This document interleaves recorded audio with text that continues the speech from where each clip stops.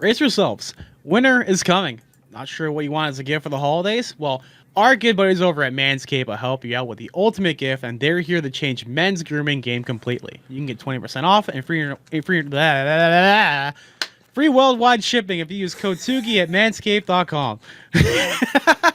We're leaving this in. This is the read. We're not redoing this bad boy. This is too good. With Manscaped, you get the Performance Package. It's perfect gift for the holiday season and perfect for, like we said last week, Movember. You got to keep it nice and clean wherever it is. Make sure it's nice and trim while you're raising money for charity. And to go off of that, they give you the Lawnmower 4.0 trimmer, which is waterproof with advanced skin-safe technology to reduce nicks and cuts, and even has a light. So let's say, for example, your power goes out, but you still got to keep yourself groomed. You're fine. You're perfect. Peachy clean. Next up is the Weed Whacker ear and nose hair trimmer. Thank God I haven't gotten to that stage in my life yet. It helps you get those nasty weeds and delicate holes. And this product also has proprietary skin safe technology as well to help out keep everything nice and safe and don't have to worry about anything breaking. That's the theme, Endo. Keep everything nice and safe. You don't need to be nervous when you're taking care of stuff like this. Is that especially when you have to go deal with your crop preserver area. You got the deodorant for your balls to protect against chafing with the crop reviver ball toner to keep your boys fresh at all times. They're pretty fresh right now. And also the crop mop ball wipes, which are also for you. If you have smelly feet, this is actually pretty cool. If you have smelly feet like I do, because I play hockey a lot, they can help you out with the foot dust or foot deodorant to make fight odors. The fight orders. I can't read. I really can't read. I need better. I need to go to a speech therapist. The foot deodorant to make the fight odors of the dirtiest feet. You want to smell good anywhere? You got the refined cologne by Manscaped as well, which is a clean, fresh scent designed for refined gentlemen. Top of everything, they even have the travel bag in there as well. And they even throw in the anti-chafe boxer brief to hold everything together. So, what are you waiting for?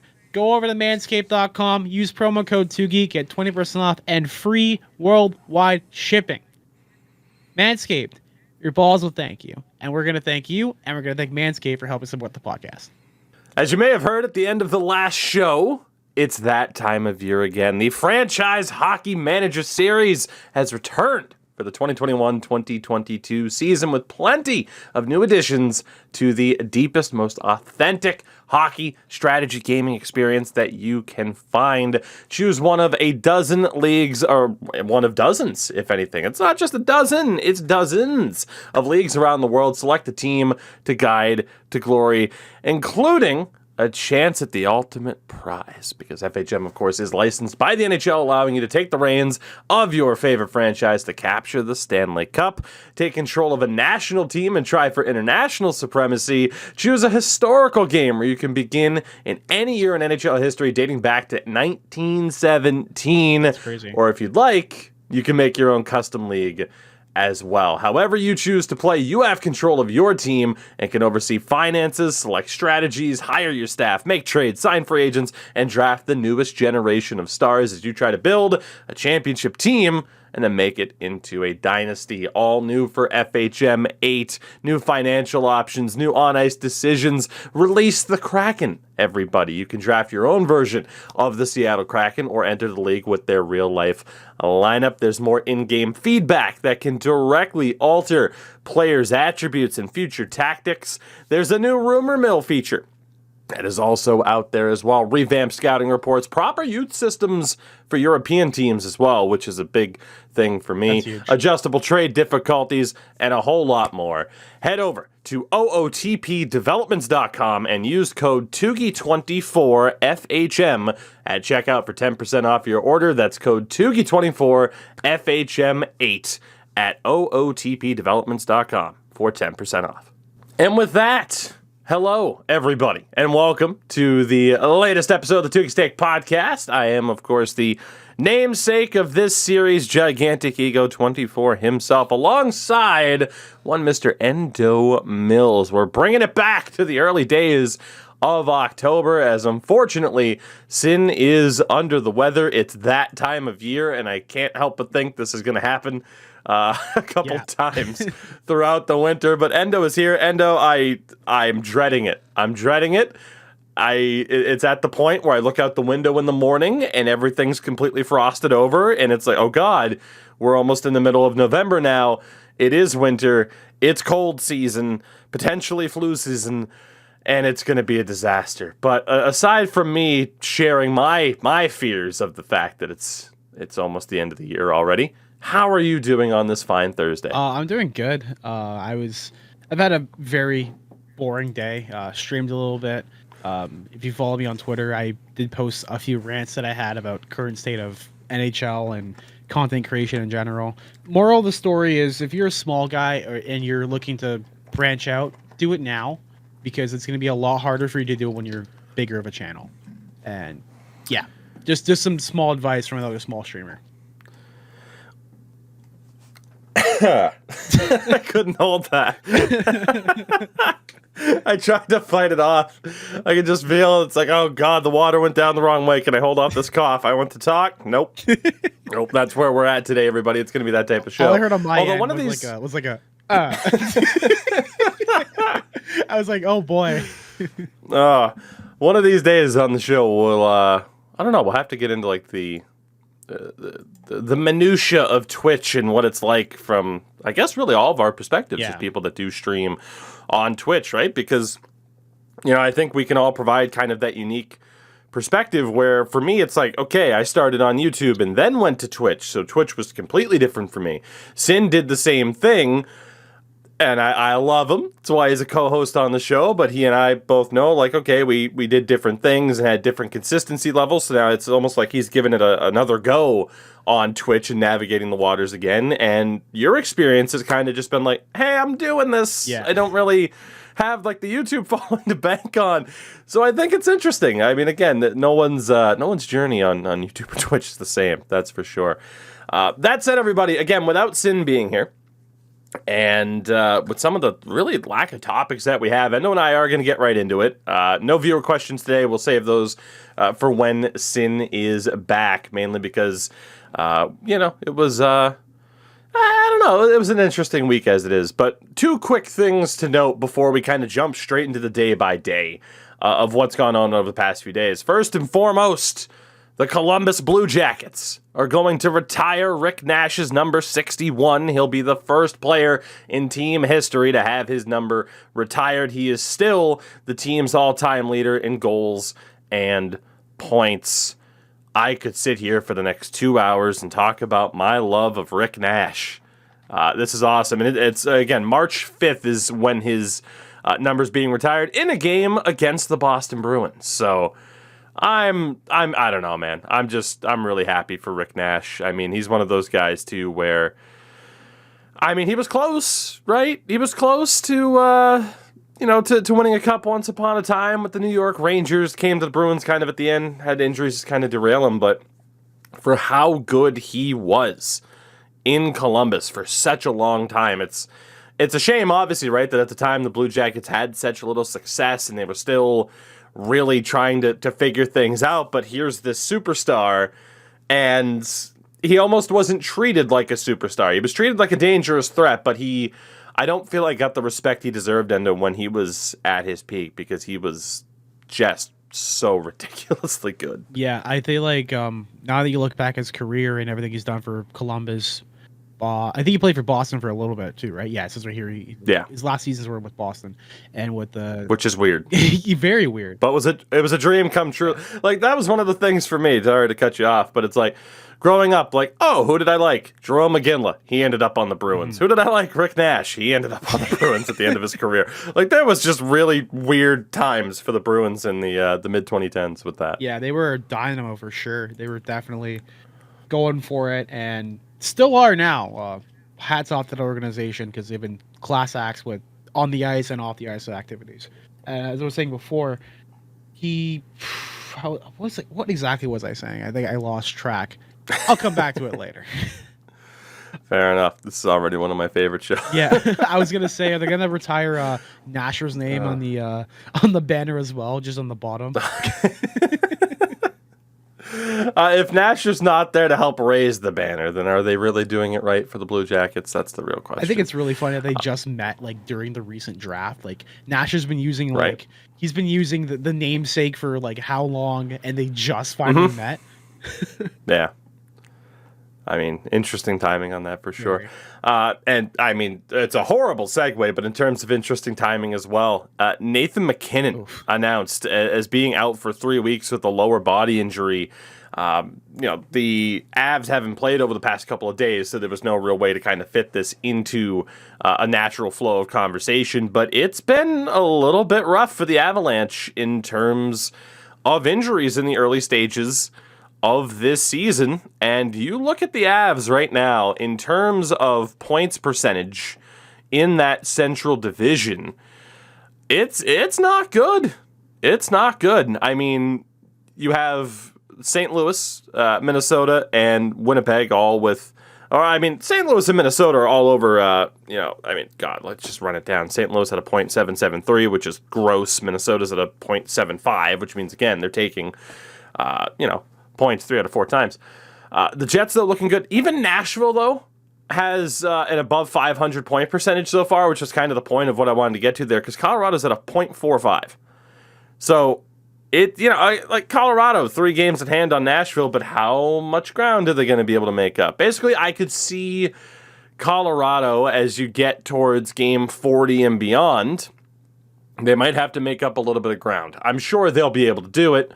They're a great team, but it has not exactly been the high-flying start with 9 points through 10 games so far that people would have expected from them. Yeah, completely. I think the one issue that they're probably running into now is they can play catch-up, but how much can they catch up, per se?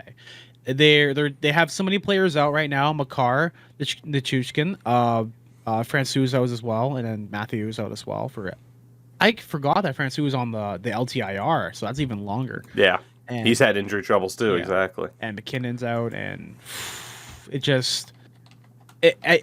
like they're gonna be able to come back, but if you go too far back at the beginning of the season, can you really make it up? Like that's when you're gonna be able to find out. Are you gonna have a St. Louis Blues situation where like a team from like the bottom at like New Year's Day goes and qualifies for the playoffs and wins the cup? That's like hey, we don't have to talk about that. Oh right. Yeah, huh? Yeah. Yeah. This is my karma. Yeah, no. This is my karma to you. There you go. There you go. Yeah, I guess I deserve it after some of the ribbing that I've dished out in the Leafs fans' directions, Just a little bit. Just a tiny bit. So we'll move into kind of talking about the day-by-day that happened. Of course, our last show was on Monday, and as we get to some of the teams, we get to some of the other talking points as well, because there are some big talking points to get to. But I want to start off this past Monday. The Rangers beat the Panthers 4-3. It was the Panthers' first regulation loss on the year. I will continue to mention that Chris Kreider has had an unbelievable start to this season. He has 9 goals. In the Rangers' 13 games so far, at least to that point. Did you see the Keandre Miller goal? Where he just went through and did just end-to-end, just bull rushing his way to the goal. Like, my God, that was so sick.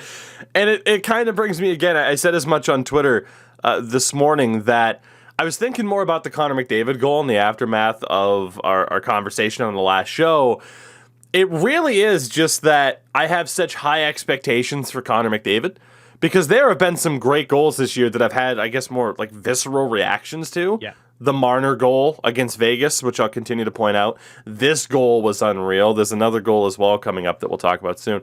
Even Adam Fox roofed a backhand from the slot in this game that was just awesome. So the Rangers, really inconsistent so far this year. Florida Panthers have had a bit of a rough week that we'll get to, but it's interesting, right, that we kind of talked about on the last show as well, some of the struggles for some of the young talent on the Rangers, but then on the flip side, you get moments like this, and people are like, well, are you wrong? Say that you're wrong. So I can't wait to kind of see how the season plays out for the Rangers. Yeah, the way I see it is, would you rather consistency or a flash of brilliance? Because that flash of brilliance shows that they have the ability to play at that level, but it also means that there's some inconsistency there. I would rather have someone who's consistently like a medium or average player who's still there to make up the points and make up the activity, than have someone on there who shows up occasionally or is like on the score sheet once every like 8th game or every 5th game or 6th game. That's what I personally want if I'm having a franchise. Yeah, no, for sure. The Washington Capitals beat the Buffalo Sabres 5-3 as the Sabres kind of returned to form, right? What did they start off as? Like 3-0?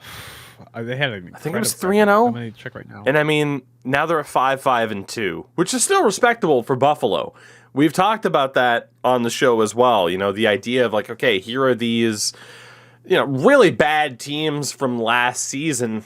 And outside of the Arizona Coyotes, all of these guys are kind of proving to, or all of these teams, I should say, are kind of proving to be tough outs. Like, Ottawa. Not that they were horrible last year, but Anaheim as well, Buffalo, like they're proving to at least put up a good fight. Ovi scored his 11th goal of the year. The man is 36 years old. It is ridiculous. Tom Wilson also got his 2nd and 3rd goals of the year. So, hey, for Buffalo, again, I think Sabres fans, I think they kind of knew, like, hey, enjoy the ride for the hot start of the season. But Ovi getting his 11th goal. If you had to guess right now, Endo, on how many goals Alex Ovechkin is going to score this season, what would you like? What's the low end and what's the high end? Keep in mind he has 11 goals in 12 games. 12 games? Oh my god. I would say because he's gonna like 30 minimum, 30 right? minimum. I would say 50, high end 55. High end 55. I know like he's gonna slow down eventually because you get to that hot start, like he has historically, and I think he's gonna go 30 minimum, 55 max. Like, yeah. Even I mean, man, it might even be 40 minimum for him, which is just ridiculous. He also hit 600 career assists as well, so it's not that it's like, oh, he's only a goal scorer. Like Alex Ovechkin is so damn good, man. Are we gonna talk about Brett Hull's son and how he got mad at apparently I think it was his son. He got mad that Ovi was gonna pass his dad in the record, and then like everyone got mad at him on Twitter. I can't say that I saw that, but hold on. I mean, how old though? How old is his son? Can't even remember. Oh God! Like if his son's like a teenager, you can excuse it, but it's like if his son is like, your age or even my age, then it's like, all right, that's okay. That's a bit questionable. So I have it right here. The son of Brett Hull took the Twitter Monday night to show his disapproval of Alex Ovechkin's 741st career NHL goal, the goal that tied his father for 4th in the NHL's all-time goal list. Jude Hull, 27, gave three thumbs down to a video of Ovechkin's milestone tallying goal. Oh, come on, man. And then he says he's 27. He's literally my age. Like, I get it to be like, oh man, I love my dad. My dad did great, but like, man, you're 27 and you're kind of throwing a bit of a hissy fit on Twitter because Alex Ovechkin has scored more goals than your dad. And then someone says, thanks to Obi, we found out that Hull has a son. You know what? This tweet reminds me. This whole week has been absolutely chaotic. In terms of your hockey take on the McDavid goal. Then it was Cole Caulfield's dad getting pissed off that Utica basically called his son out, and then now this. It's such a weird week in hockey Twitter and hockey everything. Shout out to Jude Hull, who played goalie in NCAA Division III for St. Olaf College. What a name. At 5'10". So I can see why you were. Well, I mean, not everybody can be UC Saros, right? 5'10" and making it work. 5'10". I didn't know they stack shit that high. Sorry. Jeez. I had to. I just look at his back. It's like, I guess in Russia you aren't supposed to support your father and be disappointed when his all-time achievement is tied to surpassed. If I understand this correctly. Here's the thing. Your father is a great player and a great person. As we saw when the Blues won the cup and he went nuts. But Dude, yeah, you didn't understand. People talk about like, oh man, how just Ovi was just gone, swimming in fountains, like he was just loaded the entire time. Brett Hull gave him a run for his money. Like if you look at like the age difference, it pretty much equates to Ovi swimming in a fountain versus just how gone Brett Hull was during the Blues celebrations. It pretty much evened out. But man, yeah, you know what this just reminded me of? Him rubbing his nips. Brett Hall rubbing his nips. It's like, yeah, I did this. Did you really? Oh my God. Someone got a tattoo of that, like, if they made him like ripped and shirtless, was rubbing his nips. Oh my God, it's so great. Oh man. Oh, Jesus. This is great. Great podcast. God bless Brett Hall. This is great. God damn. Oh my God, I just found it. I'm gonna have to Put it on screen. I'm gonna have to put that up on Twitter and put it on screen. How do they put that on screen? Don't worry, everybody. I'll tweet it out. If you're hearing this show, you can go to my Twitter and find this. This is incredible. Just post it with no context. Just that. Oh my God. Hashtag Tougie Steak Podcast and just the nipple. Jesus. Oh my God. We'll move on because otherwise we're gonna just sit here and laugh. I don't know if you recall this game on Monday, but the Kings beat the Maple Leafs 5-1. I don't want to. Trevor Morris scored because, of course. Philip Deneau got a second and third. John Tavares scored a seventh. No notes, or is this just one of those throw it in the bin? I don't want to talk about it game. Trevor Moore, of course, lacking the stamina. Oh man, he was not lacking the stamina when he scored that one. Where do I go to begin? It's like I don't want to talk about it, but I think we should talk about it. The Leafs have this history of, excuse me, just burped and I kind of caught it. They have this history of underperforming against low quality teams or teams that are not at the that level in a way. Not to say that the Kings are bad. Sorry, Crash Andrews, love you to death, but it's a playoff team against a team that's basically running for like a top 10, top 15 pick, and I never understood why this franchise loves to play down their opponent so much. When you play the sport of hockey at a professional level, you should be out there winning, trying to go every single game, trying your hardest, getting out there, pushing it to the limit, trying to set your personal best whenever you can. And for them to drop the ball as big as they did against the Kings, but then to make up for, we'll talk about it later, but then to make up for when they played their most recent game, it's like, why? Every single time we have to talk about the Leafs, it's always, oh, they did really bad, but then they made up for it. Like, I'm tired of this song and dance. Change the track. Get rid of Hall Notes as the goal horn until you guys figure it out. Just have it be white noise. Have it be white noise for like a good fucking month or two until you guys deserve to have a Hall Notes as your goal horn, because it's getting on my nerves. You mean they're not making your dreams come true? They're making my dreams a fucking nightmare. Also, the fans don't even go off of that. Like, the one thing that peeves me the most is that almost every other franchise, when their goal horn pops up, they interact with the song, or they interact with whatsoever. Like, there's like the crowd chant and there's all that. It's a great song, but it's not a great goal song. Yeah, like when they say the first "you," we should go be like "you," like singing back to them because they're making the dreams come true, winning a fucking cup. Hire me, MLSE. Come on, I have big brains. Come on.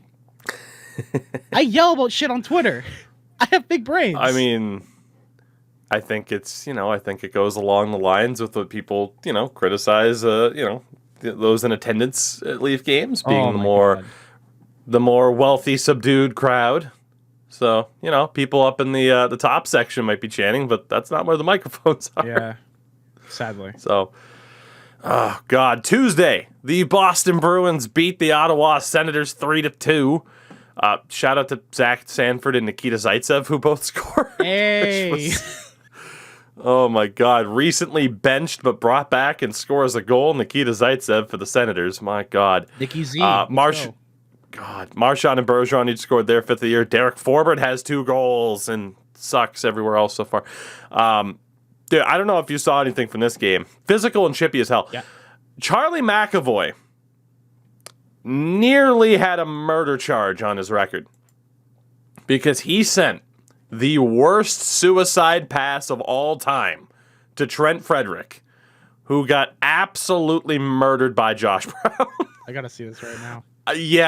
Feel free to search that up. But Trent Frederick got absolutely crushed. Thankfully, he didn't end up getting hurt, and I think he fought later in the game, if I'm remembering that correctly. But God, yeah, just absolutely. Oh murdered. yeah, that's that. After that, you go to the room. I only see the end, like the broadcast angle right now, but you get hit like that, you're going to the room immediately. Holy. Yeah, it was. Oh. It was awful. I just saw the head snap back too. Ugh.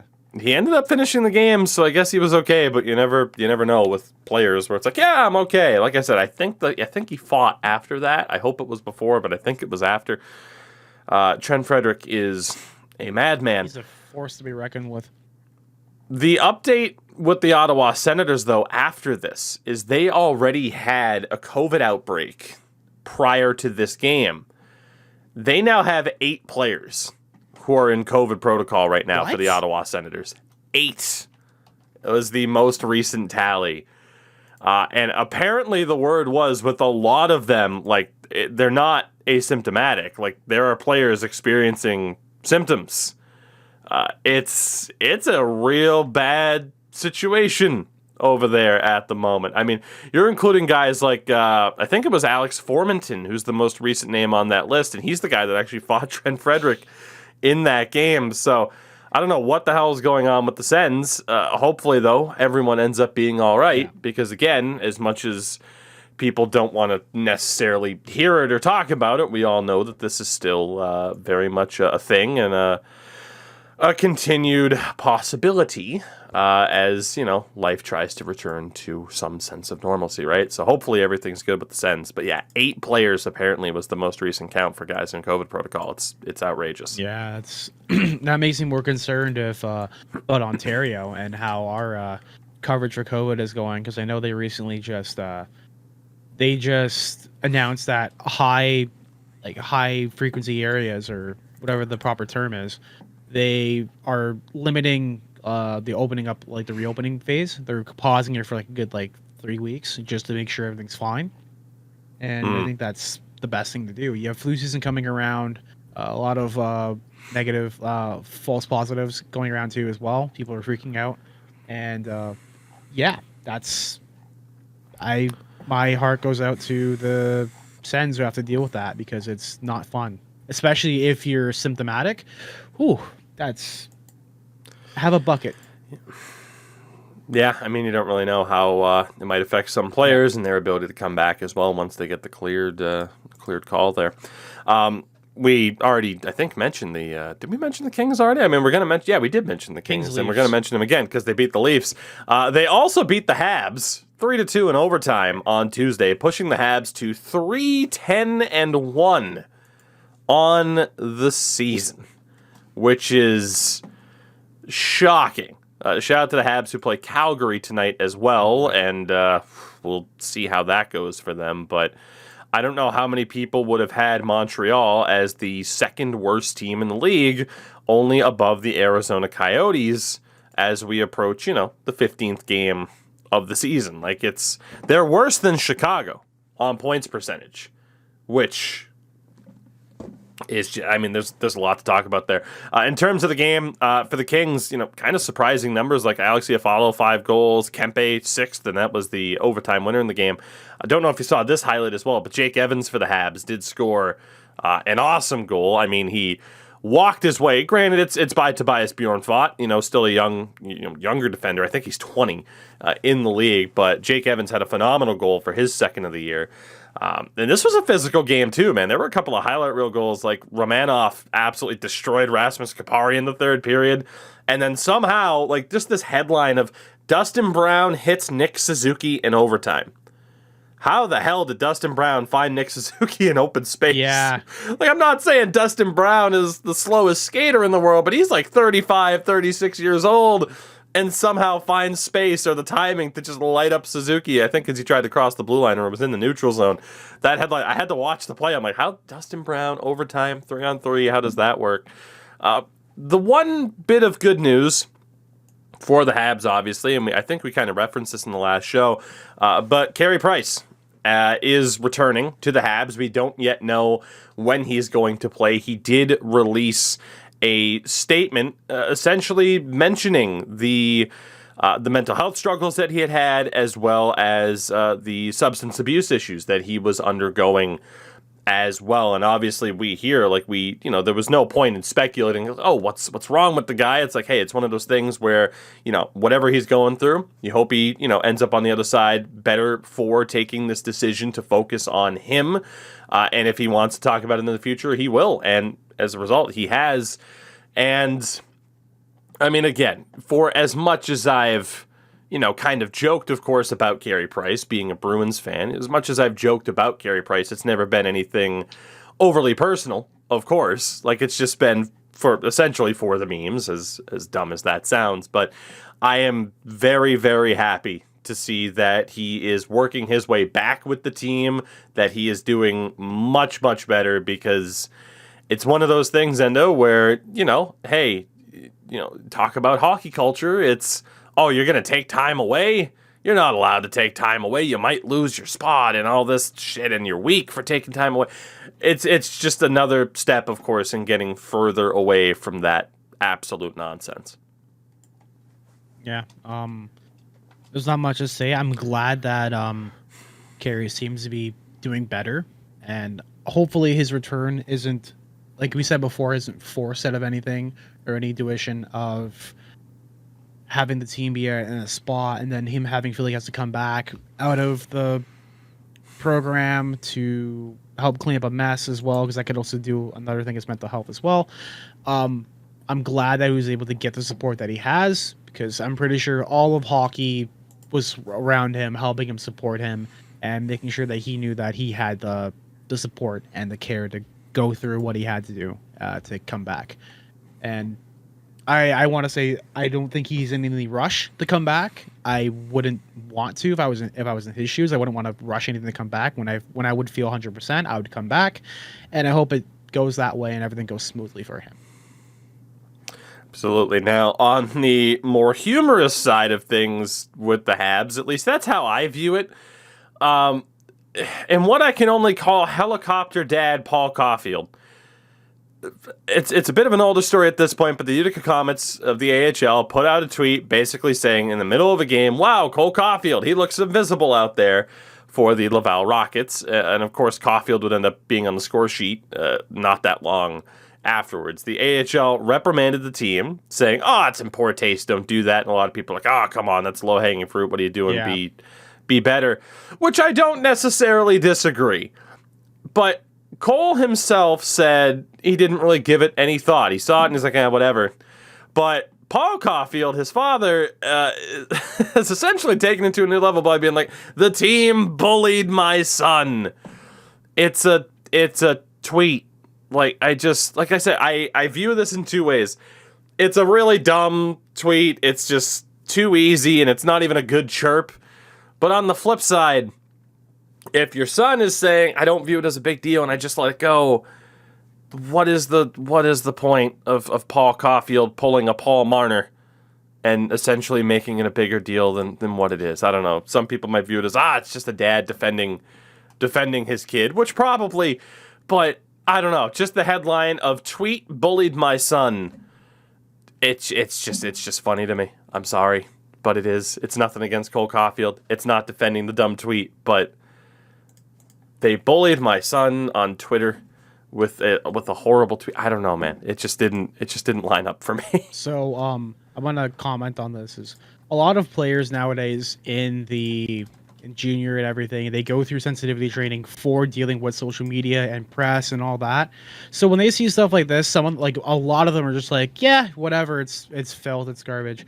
I think these parents need to do the exact same thing. When I had a little bit of a scuff with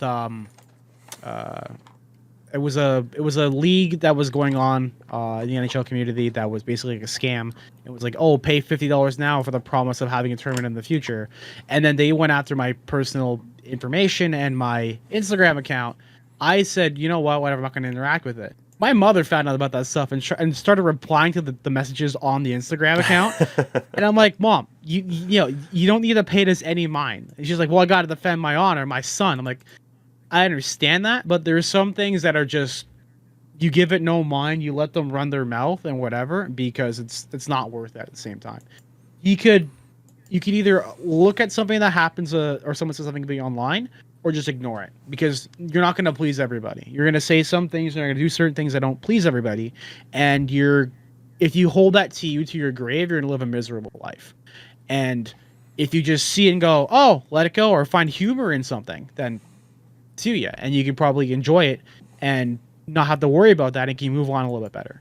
And I think parents are still kind of I think it's innate to protect your youth, your family, like a Dom Toretto, like the family, like, but yeah. I mean, I will say, like, I completely agree with what you said, and obviously the difference is it was coming from an actual team's Twitter account than just some random person watching the game. Yeah. So like I said, not defending the tweet, but I think you have a good point there too, where it's like, okay, hey, if your son is one of the most highly touted prospects in recent memory for the Montreal Canadiens, you probably should be prepared to potentially see some stuff on social media about your son that isn't going to make you feel very good. Yeah. Again, difference being it came from an AHL team's Twitter account. I can acknowledge that, but it's an interesting talking point at least. In terms of other games here, I'm going to kind of breeze this. When the Hurricanes beat the Lightning 2-1 in overtime, they're 10-1-0 are the Canes. Oh. It's nuts. Yeah. Funny you mentioned the Hurricanes, actually. I was going to say something about just Barry Kotkaniemi. When he was getting booed in the Habs arena like that, did his parents go into Twitter and complain about that? No, they didn't give a fuck. They're like, oh, not that we know. Yeah, of. not that we know. They're probably like, oh, my little boy, I'm not going to go whine about it on social media. I don't know. I've been in a really, really heated mood with people whining about stuff on social media. So yeah, hockey dad culture, hockey parent culture, as we've seen in a lot of different ways, can be rather toxic. Way to go, Paul. The other big thing I wanted to mention, actually, there's a couple of bigger things from Tuesday. The Devils beat the Panthers 7-3. So the Panthers losing 2 straight regulation games. Here, the Devils, in terms of stats, Andreas Janssen, 5th and 6th goal on the year. Pavel Zacha has 6. PK Subban and Ty Smith each scored their first. For the Panthers, Sam Bennett, his 5th goal, the 8th goal of the year for Barkov, but just a dominant win for the Devils. But I don't know if you saw this because it was on ESPN Plus, but I want your thoughts on the concept. ESPN Plus ran this 2.5 to 3 minute segments called The Rush, which was essentially 3 minutes of, oh my God, the Ottawa Senators have added a 9th player to COVID protocol. That coming from Chris Johnston, Nikita Zaitsev. That's The Rush? Is that the Canadian version? Holy shit. Well, no, sorry, Twitter refreshed for me, and all of a sudden I'm like, oh my God, 9 players. Seriously, best wishes to the people in the Sens organization. Nikki Z got COVID-19. Oh my God. Jeez. Yeah, that's nuts. That's unfortunate. To that point, sorry for completely derailing that, but I had just seen that. What the hell? So they called it The Rush. No commentary, close-in camera shots so you could hear the audio and get a better sense of the speed of the game. Like I said, I don't know if you would have seen this. It was up on Reddit as well for those that might not have ESPN Plus. But so I have. I thought it was awesome. Yeah, I have access to watching all games, no region lock or anything. So I saw it also on Twitter and everything. I think the concept of that was great because right now I could not stand the commentary that they were doing for intermissions with ESPN Plus. If they just had I don't know who they had on there, but it was just someone who didn't understand it. The pacing was just off. I don't know. I think the animations and the package they have is great. I think The Rush is a great idea and a great concept. But there's certain aspects of the ESPN package that I don't like. And obviously it's going to improve over time and once they figure out a formula. But yeah, that's my opinion. I mean, yeah, I think some things with ESPN, and TNT as well. Yeah. Some things hit or miss. I mean, they're still very early into this new deal. Again, looking at stats, I just can't believe the Red Wings beat the Oilers 4-3. Puljujarvi his 6th, McDavid his 9th. That's not surprising. Moritz Seider his 2nd, Dylan Larkin his 4th. That's not surprising. Vladislav Nemesnikov, 6th and 7th goals on the year. Why every time that I speculate somebody might be cooked, they end up doing this? You're welcome, Red Wings fans. I mean, I pretty much said, like, he is in need of a big season. He is indeed in the middle of a very, very good season so far. I mean, seriously, 7 goals for Vladislav Nemesnikov. I never would have guessed. I mean, you are... Actually, if I'm not mistaken, yeah, it is up to 7 goals now on the year. It's just... It's crazy, man. That's all I got. It's crazy. I mean, granted, there are 23 players in the league that have at least 7 goals. But looking at who also has 7 goals on the year, Andrei Svechnikov, that's not surprising. Yeah. PLD, Alex DeBrincat, William Nylander, Elias Lindholm, Zach Hyman, Brock Nelson, John Tavares, Jordan Eberle, Steven Stamkos, Alex Killorn, Anze Kopitar. All those guys have 7 goals. The rest are on 8 or above, and they're in the top 10. He has to be the most surprising name of that list. It's just, I mean, what the hell? Mm-hmm. That's it. Again, I love following kind of the day by day to be like, okay, who's doing well? Nemesnikov scoring goals. He had 8 goals in 53 games last year. He has 7 in 14. It's ridiculous, and it's exactly what the Red Wings kind of needed, was for somebody to step up. Yeah, they're getting a really, really hot... Like, I don't even think it's a hot start anymore. They look like there could be a possible, like, squeaker team. Like we said before, like, post Matthews draft Maple Leafs. And it's kind of worrisome for other teams that are trying to squeak in, especially if you're the Habs and their giant skid right now, where it looks like you've gone from, hey, Stanley Cup finalist to, I'll put an asterisk on that because it was kind of Canadian division in a way. Shots fired. Yeah, I will do it. You can fight me, Rahil. I'll square up in fucking Scarborough Town Center. Oh, God. Yeah, I mean, you know, there was a tweet that was out like, oh, there's an imposter among us, because the top 5 in the Atlantic, Florida, Toronto, Detroit, and then Tampa and Boston. Mm-hmm. So how sustainable is it for the Red Wings? We'll find out, but yeah, interesting nonetheless. The Blues beat the Jets 3-2 in a shootout. I want to apologize to Alex, who, of course, was on the show not all that long ago. Well, we didn't mention Joel Hofer in the last episode, but did get a win for the Blues in his first career start. Looked pretty good. Maybe the backup they need, because Ville Husso sucks. Kyle Conor. I can still take shots at Ville Husso for not being very good. If I can't take shots at Carey Price because it would come off in bad faith based off of recent events, then Ville Husso is now in my sightlines. But I continue to update people on Kyle Conor. He is one of 6 players with at least, actually one of 7 players with at least 9 goals on the year. I love me some Kyle Conor. The other guys, so like the top scorers in the NHL, right? It's Ovi with 11, Draisaitl 10. That's not surprising. Yeah. McDavid has 9. That's not surprising. But then Kreider, Bertuzzi, Connor, and Troy Terry being the other guys with at least 9 goals. I don't think anybody expected, those guys to be there. Maybe Kyle Conor, but it just goes to show how crazy, someone like Bertuzzi's been as well for the Detroit Red Wings so far this year. So I'm excited. Yeah, just to go back. Kyle Connor's just to go back winning the Richard. With Ville Husso. I swear, like, behind one of those jerseys, you have a list of goalies to rip on in case, in case of emergency, where it's like, it's like Carey Price, plan. Ville Husso, and then at the bottom it's just like in big highlighter, it's just like Jordan Binnington at any given moment or something. I'm just saying, I'm still surprised the Blues are rolling with the backup goalie who has 18 career games and a .901 save percentage. That's all I'm saying. Fair enough.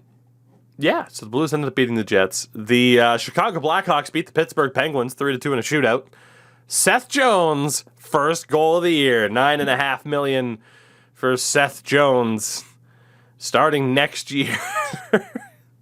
But he's finally on the board, baby. And Jeff Carter scored his 2nd and 3rd of the year as well for Pittsburgh in the loss.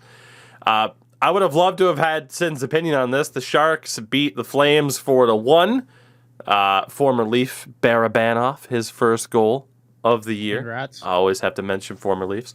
But like Logan Couture, 5 goals, Hurdle 6, Jonathan Dahlen 6 goals, which I know kind of stings some Canucks fans there that they let go of that kid, and he's finally catching on.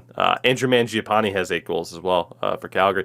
The most notable thing about this game, though, Aiden Hill with 2 assists in this game, giving him more points than a lot of notable people, including, dare I say, the Rangers prospects that we talked about in the last show. It's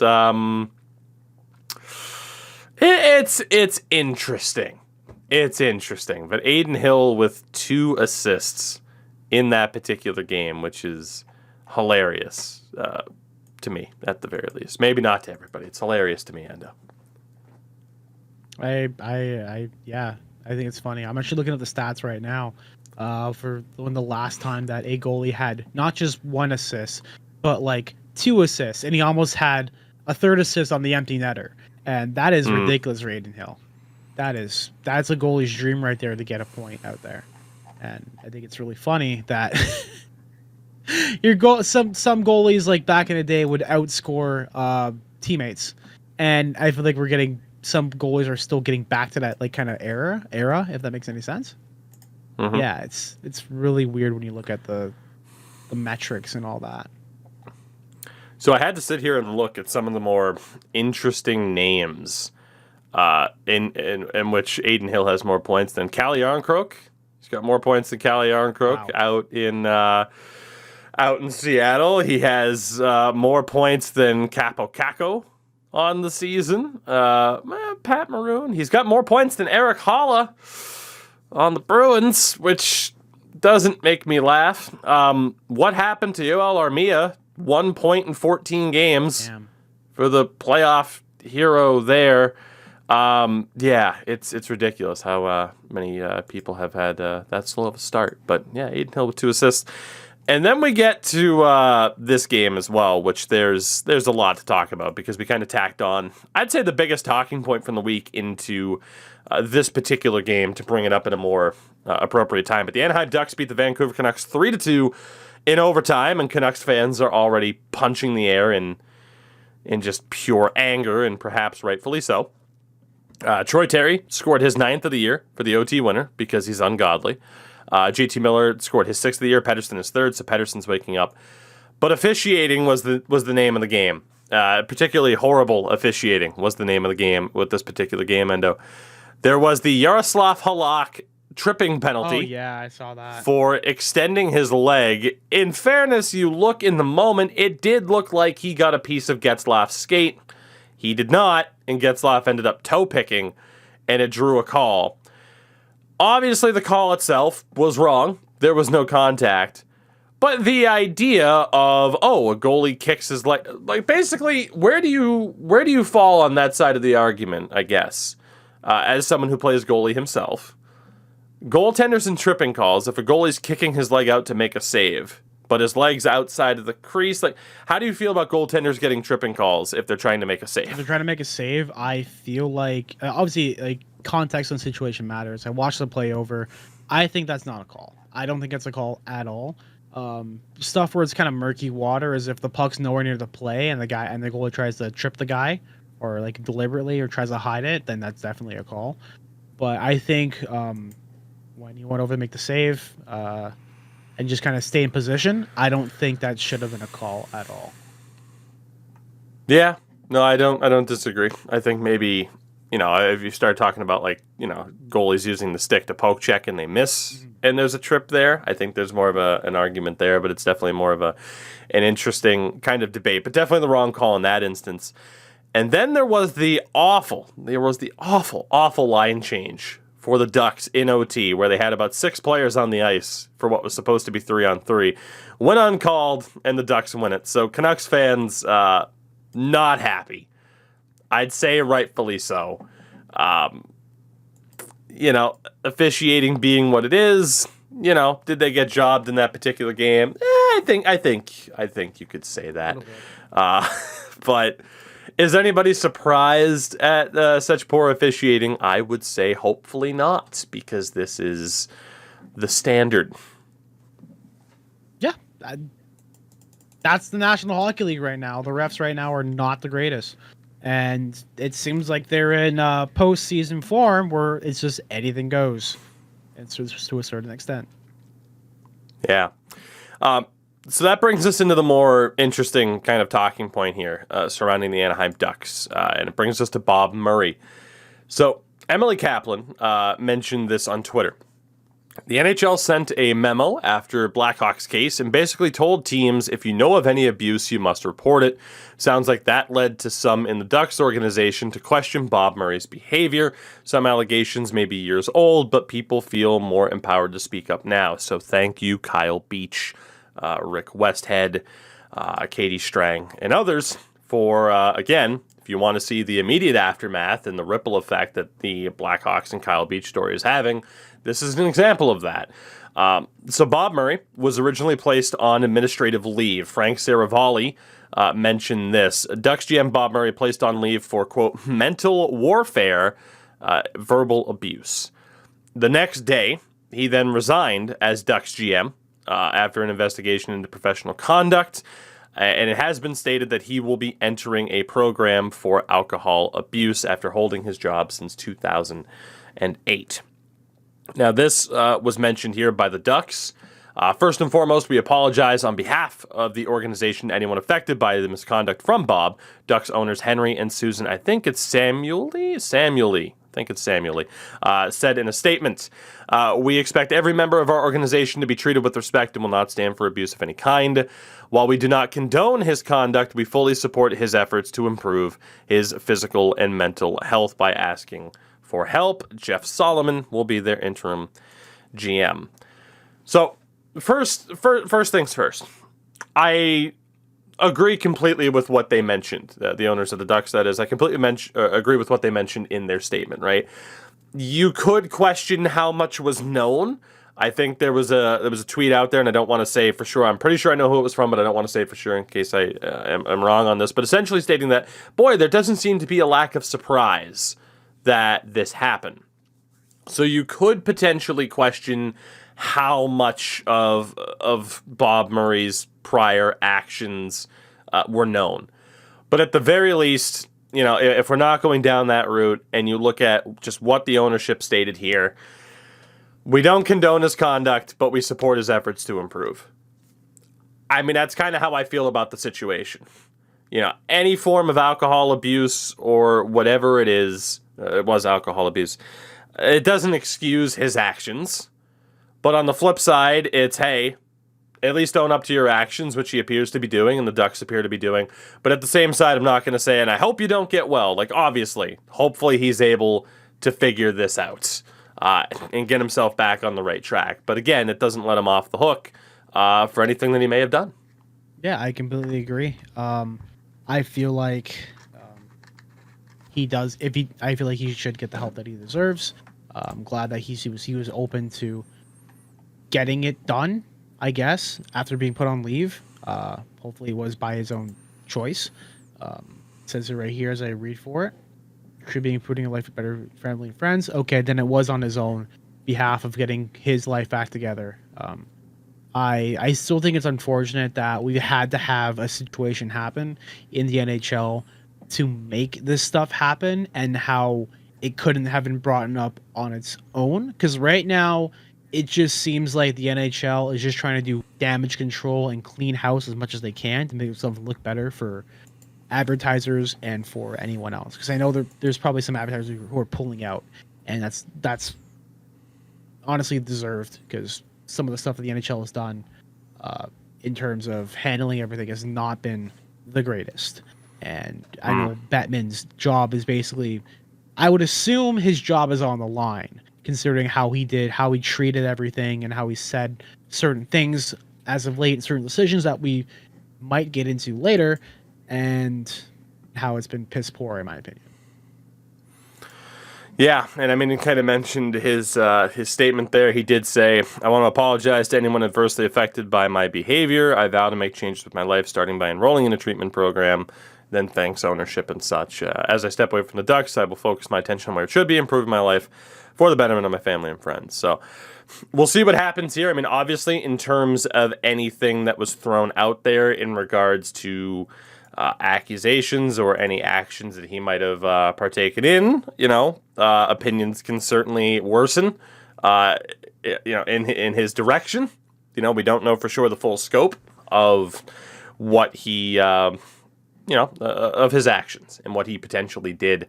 And I think that's the thing, right? Like, for now, we can only look into the situation as it is. It's very similar to the Kevin Cheveldayoff situation where, hey, that's called being an adult, right? Like, with Kevin Cheveldayoff, those initial reports, it's, oh man, this guy is, to throw him into a pit as well.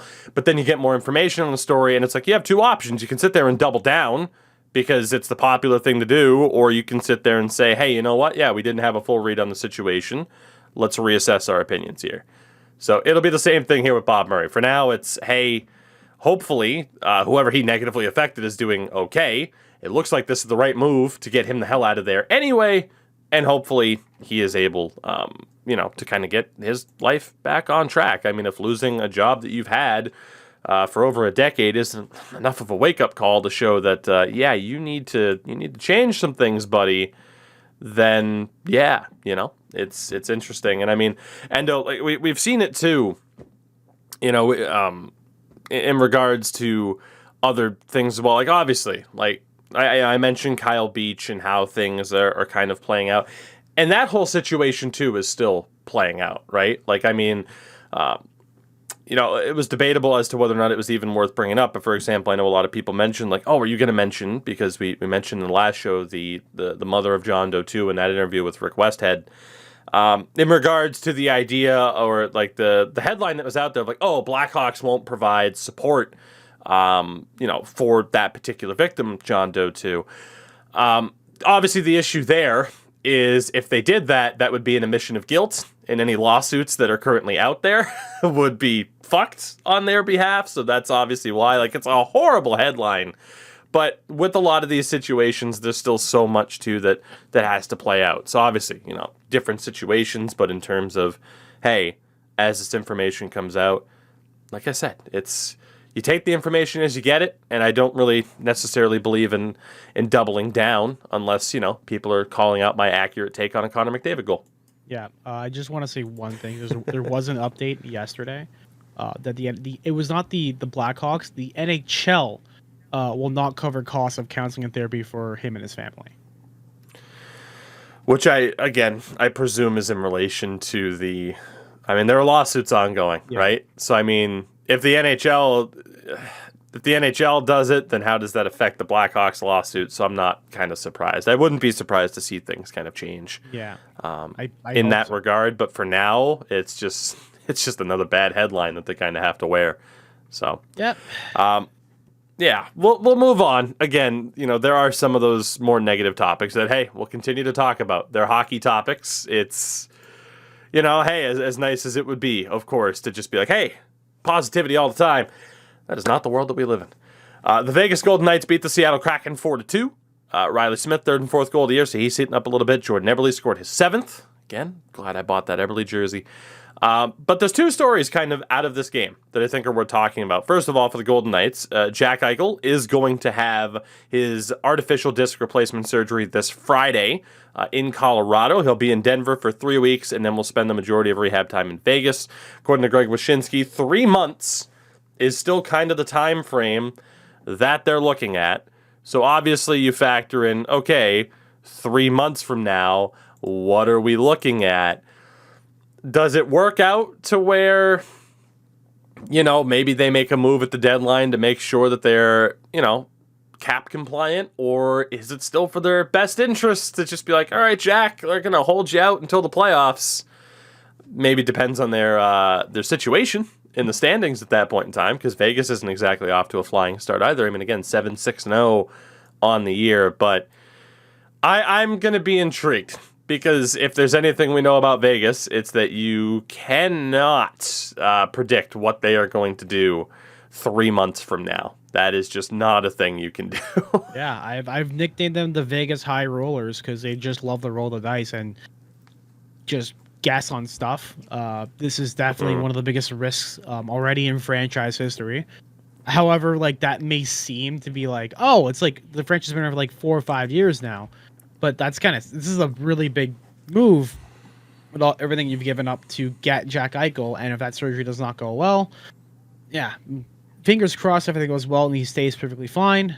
This is the first of its kind, obviously, to be done for a hockey player, well, a professional athlete in the NHL, and it's worked for other sports, but I'm not sure if the biomechanics for it would line up as well because there's more things happening in hockey for your body than it would be for, say, football or anything else. It's just scientifically true. There's different things happening at once. You're moving different things in different ways, and it could affect them differently. Again, I really hope he goes fine and hope he recovers, but that also then puts out, like you said, if he comes back in postseason, would he be cap compliant and everything? Because cap compliancy doesn't matter in the postseason, as we've learned with Tampa Bay. But do they trade anything, or do they just hold it out? I think they're going to hold out until like the last minute and then make a decision. So right now, I think they're fine with having that much available in their LTIR and there's a cap and all that.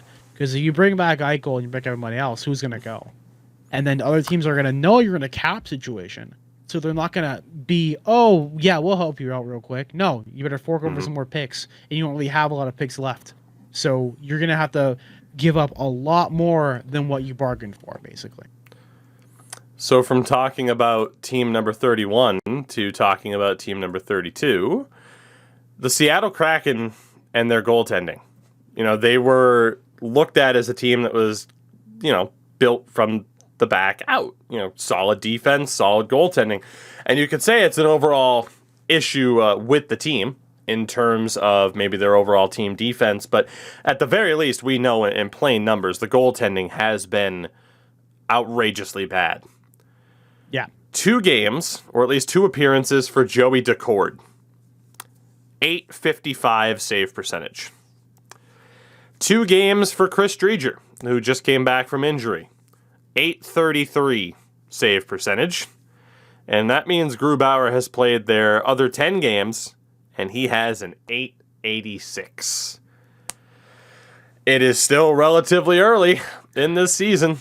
But my God, I mean, technically they've played 13 games here, so obviously you would have had a relief appearance for some of these goalies. But, I mean, early on in the season or not, that is incredibly concerning, is it not? Especially for one, Philip Grubauer, who was not supposed to be the guy in goal. It was supposed to be Driedger and Vanacek, and then he became available, and they went for him at $5.9 million a season for 5 years after this. We'll see how this ages, but man, they currently have $9.4 million against the cap in goaltending, and again, nobody has over an .890 save percentage so far in the year. Yeah, I want to talk mostly about Driedger's performance in the last game. He is a rebound machine, as in he gives up so many rebounds. And I know I personally don't have the most amazing rebound control, but after I played 2 games yesterday with some really high level talent, I was able to get rebounds down. So I'm like kind of like a high horse right now.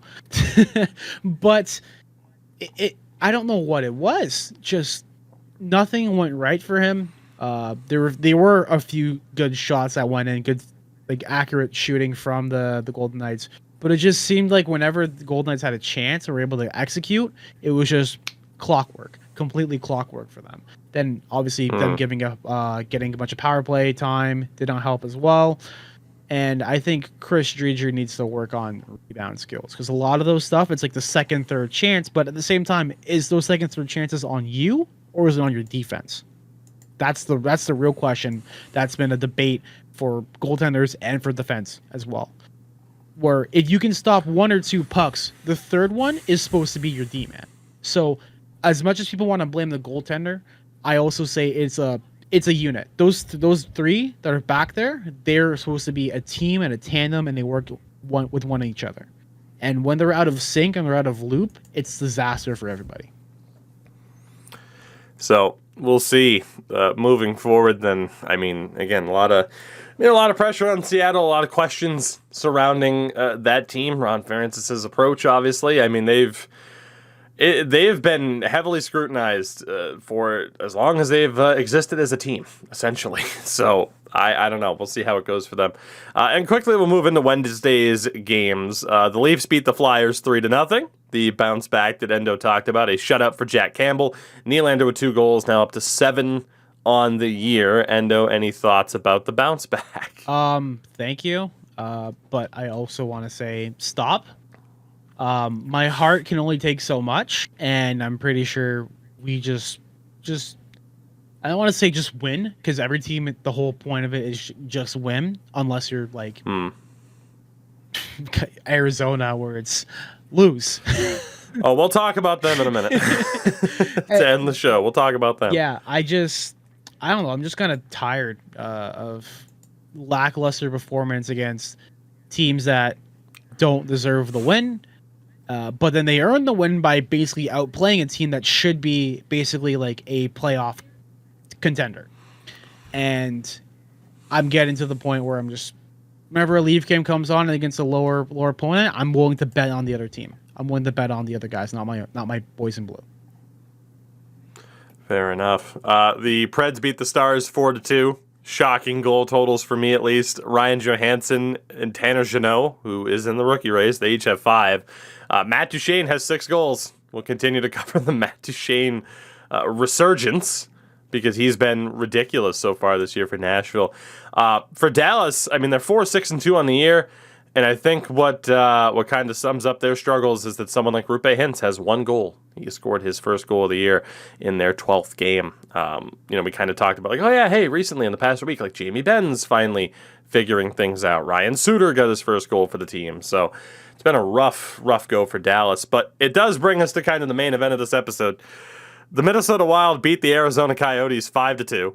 The Coyotes now sitting at 1-11-1 on the year. Shout out for Minnesota, Eric Sinek and Marcus Foligno, their 5th goals of the year. Kevin Fiala scored his 2nd of the year, which was unreal.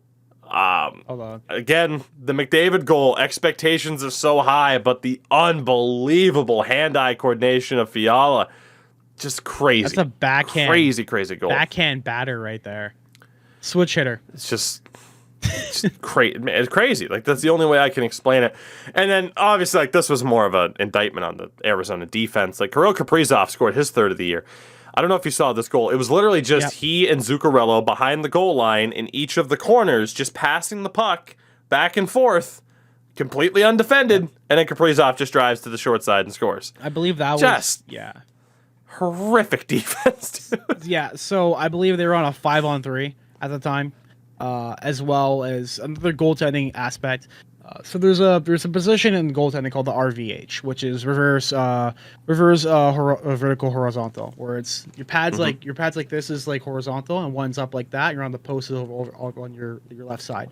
For our audio listeners, so when the goalie's on the post and say he's on the left post and his left pad is flush with the ice and his right pad is upwards elevated off the ice, that's the RVH. When you're playing behind the net like that, the one thing you don't want to do is put that down, and it's been a very big debate in goaltending whether or not the RVH is useful in situations where they're playing it back and forth like that. What I do personally is I'll do the old school way where I'll have my pad on the just standing up, but I'll be crouched over a little bit and I'll be leaning from one post to the other where it see fit. So if he's on that side, if he's on my right side, I'll be on the post, leaning on the post, seeing where he's going to pass it over. And I know he's going to, that way I'm covered if he puts it upwards to the winger or if he brings it over back down to the other guy behind the net. I think one issue there was obviously defense, and it's a 5-on-3. So I guess they tried to play like a trap style where they just box everybody out from the top. I think another issue was the goaltender. I don't know who it was at the time. I think it was a bad use of RVH in that situation, which caused them to be a goal, and because he was too slow to get back over to the other side. That's my goalie analysis of the day. Hopefully you learn a little bit more about goaltending and how that was more system failure rather than just one bad play from the defense.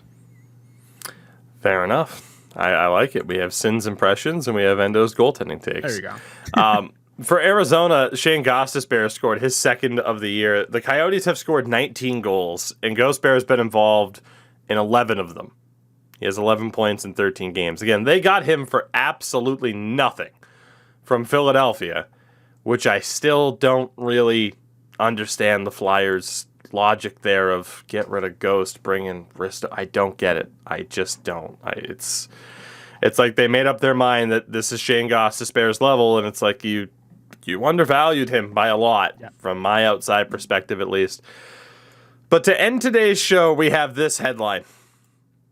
The Arizona Coyotes are now on pace to have the worst season in NHL history. Yeah, let that settle in, right? Because my God, now the worst season in NHL history, it does belong to the 1975 Washington Capitals, who finished with a record of 8-67-5. Second worst, technically, really, it was both of these teams. Technically, San Jose was worse, but the 93 Sharks and Sens. Sharks at 11-71-2, the Sens at 10-70-4. I mean, how bad is this going to be for Arizona? Again, on pace to finish with less than 8 wins. I can't imagine they're going to be that bad. I can't imagine that they don't bounce back to at least win 15 to 20 games. Yeah, but then again, if you don't win 15 to 20, I would be looking at management and saying, I get it, it's a tank, but you need to put seats in there. You need to put seats in that building and have people there. You have an issue with attendance and having a place to play, and now your team's going to go out and put up the worst season in NHL history. But then you're going to talk about how you're going to get Shane Wright, and he's going to fix the problem by having a generational talent in Shane Wright over there. It's not going to solve the issue. You can't base your whole entire team off of one guy. And if we have evidence of that, we have the Edmonton. So the two most recent worst seasons, right? You have the Buffalo Sabres of 2014. That was the year that they really tanked hard for Jack Eichel, and obviously more so than wanted Conor McDavid. They won 21 games that year. But the team that was worse in recent memory, the 2020 Detroit Red Wings, only won 17 games. So I said I can't imagine the Coyotes not bouncing back to win at least 15 to 20 games. The 2020 Red Wings only won 17. In a shortened season, too. Yeah, so they were 17, 49, and 5 was their final record there. So that was a 71-game season. Yeah. So even then, Detroit probably would have hit at least 20 wins, theoretically. So I don't know, like how bad is this going to be for Arizona? Do you have them more in a... We'll have 3 different kind of parameters. Less than 10 wins, 10 to 15, 15 to 20. Where do you have them? Can I give you a fourth one and quote Red Letter Media and be best of the worst? I think if they do pull it around, they do have Wedgwood now. So unless that was him in net, dear Lord. They have Wedgwood. How bad that sounds for their hopes. The prophecy. Oh my God, we have Scott Wedgwood. Everything's gonna be okay. Wedgwood. Oh man. I always laugh at his name because it's a euphemism. Sorry. This is how bad it is for the Arizona Coyotes, everybody. This is how bad it is. I want to know. From you that made it to the end of this show. Here again, a shorter show compared to what we've had recently. But hey, there's only 2 voices instead of 3 this time out. How many wins do the Coyotes finish with? Less than 10, 10 to 15, or 15 to 20? Maybe 20 or more. Maybe some people are really optimistic that they're going to turn it around. But again, with that, that'll bring us to a close here on this shorter show. Again, we'll be back next week. Hopefully, Sin will be feeling a little bit better and ready to go on Monday's edition of the show. Of course, you can catch Sin pretty much everywhere at Sin FTW Productions or Sin FTW Prod on Twitter. Again, CYN for him.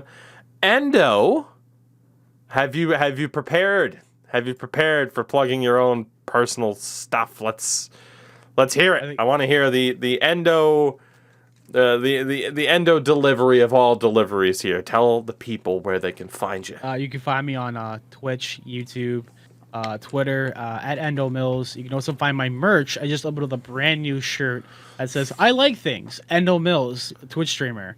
At endomills.ca, where you can grab some other merch, including the Clout Chaser merch, which is going to be taken off of for a while. I believe the era of clout chasing is over, sadly.